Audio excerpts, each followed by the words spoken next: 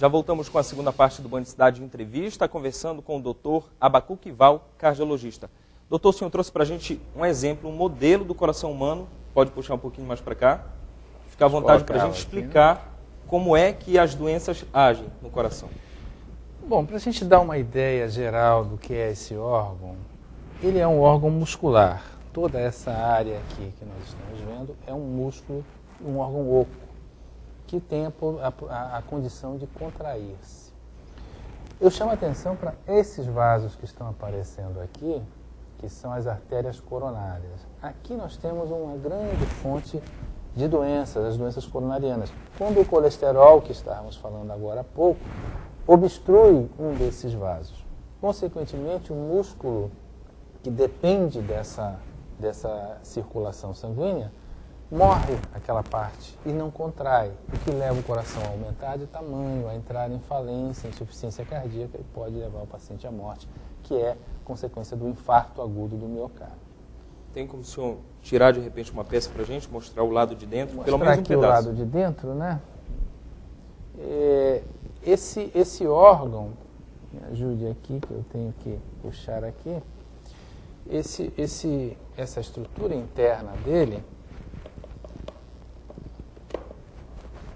Eu já tirei um pedaço daqui. Não tem problema, pode tirar esse pedaço. Pronto, está aqui.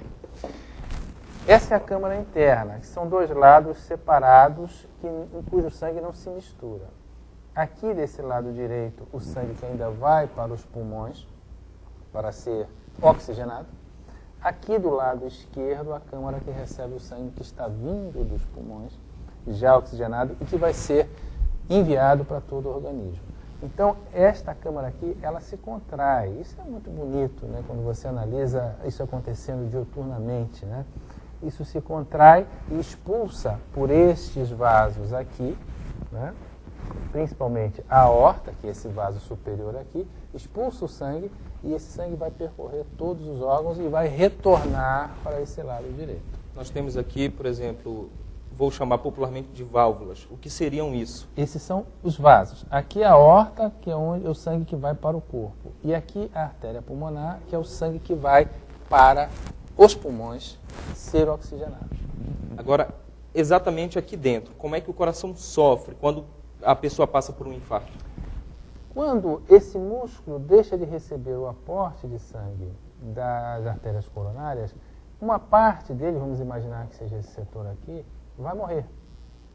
E morrendo essa parte do músculo, não estou falando do órgão inteiro, estou falando de uma parte, ele deixa de contrair.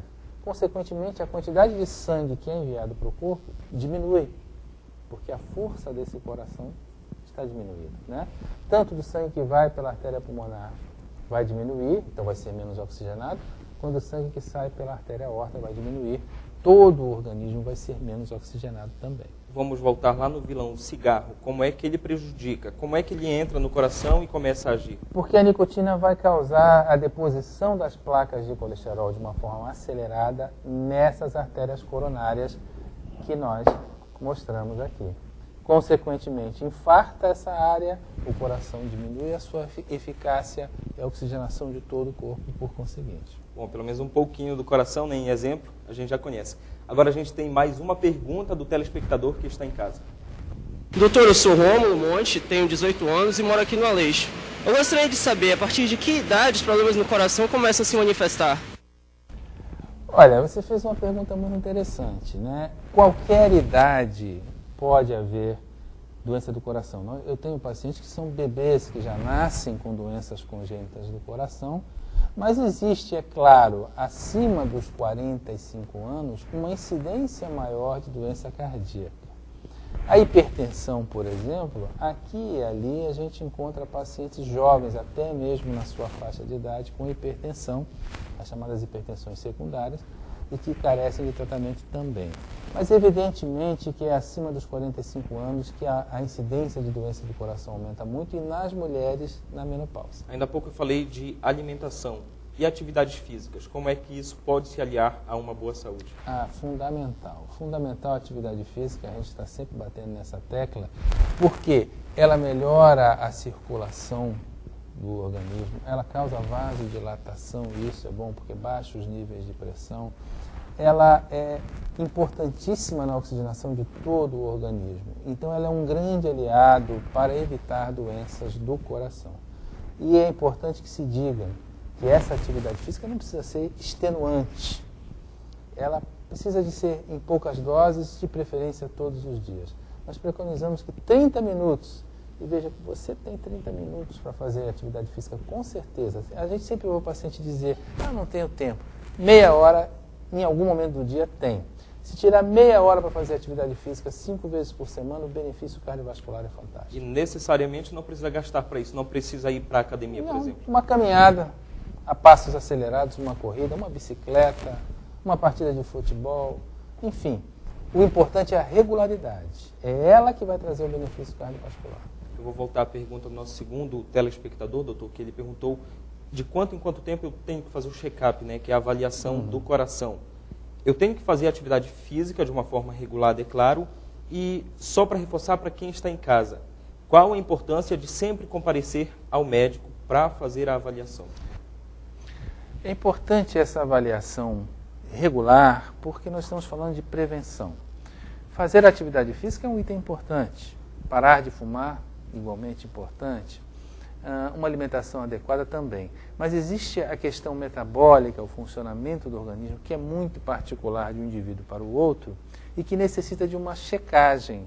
Eu preciso saber se essa atividade física, se essa dieta nesse nível que está sendo feita, estão sendo eficazes ou se eu preciso complementar até mesmo com alguma medicação.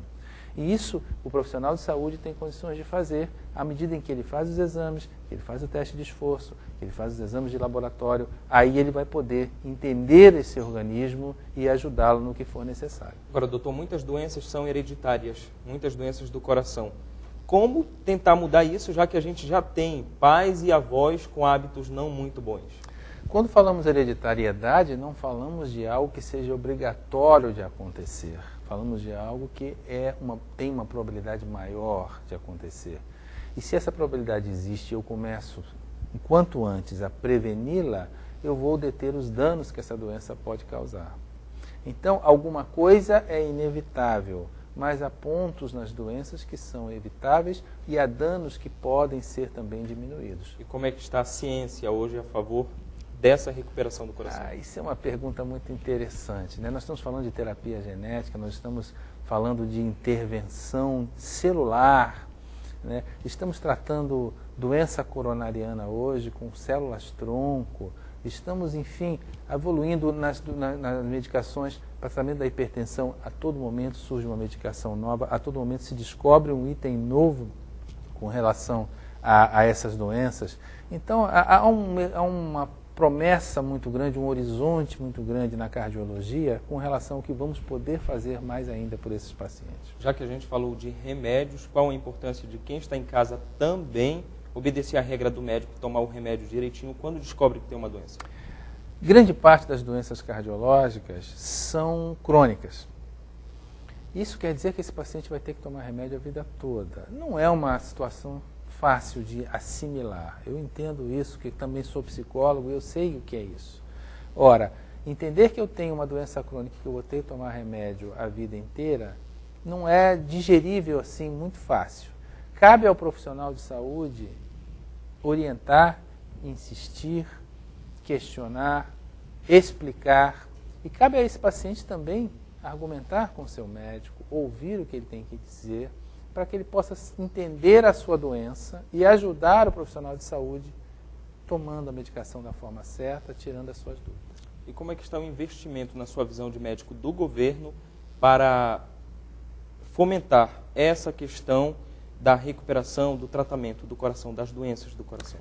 Nós temos dois grandes lados na doença cardiológica, o tratamento clínico e o tratamento cirúrgico. Há doenças cardiológicas cujo tratamento é clínico e nisso nós estamos evoluindo razoavelmente bem, né? Temos aí a farmácia popular que distribui os medicamentos para as doenças crônicas, mas pecamos ainda na questão do tratamento cirúrgico. Ainda estamos enviando pacientes para operar até cardiopatias não muito complexas fora do estado. Isso é uma situação que nós temos que resolver ainda.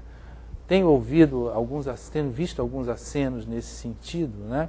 e oxalá que isso se concretize, que possamos operar esses pacientes aqui mesmo no Amazonas e dar essa assistência à população. Ok, doutor, muito obrigado pela sua presença no Band Cidade Entrevista.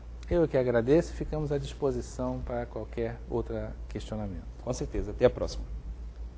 Chora coração, ouve só meus ais, eu não posso mais, chora coração. O trecho é de uma poesia de Vinícius de Moraes. Fala de um apaixonado à espera da amada que não vem.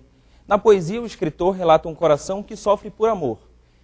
E bom seria que nossos corações sofressem apenas por esse sentimento. Mas não é assim. Quase sempre, da maneira como a qual nos alimentamos, na correria do dia a dia, no estresse desse mundo globalizado, colocamos este importante órgão num sofrer diário. Um sofrer que poderia ser extinto, não existir, se mudássemos nossa rotina. Mas como fazer isso? Esta é uma pergunta que com certeza todos nós já fizemos um dia.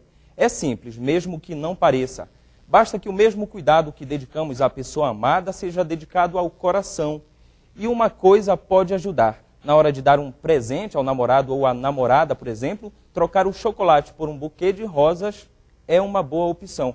E você aí de casa também pode dar a cópia a essa pessoa de presente desta edição do Band Cidade Entrevista, que pelo menos por falta de informação, a pessoa não vai ficar perdida. A você um excelente fim de noite, uma ótima semana e até a próxima. Tchau.